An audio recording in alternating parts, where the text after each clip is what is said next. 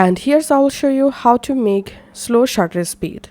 After adding your clip in your timeline, go to effects, in search effect tab here, echo, and add this echo effect to your clip. After selecting your clip, go to effect controls, and here you will find echo effect.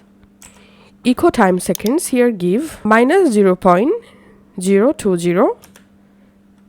Number of echoes, give here 8, and decay, give 0.80.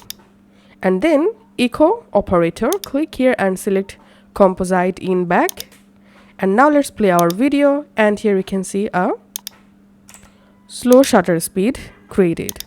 Now to make these slow shutter speed more beautiful, again go to echo, and this time type here, search for posterize time, and add this posterize time to your clip.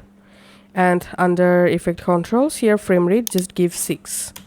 And now before playing my timeline, I'm just rendering my all frames. Now let's play our timeline.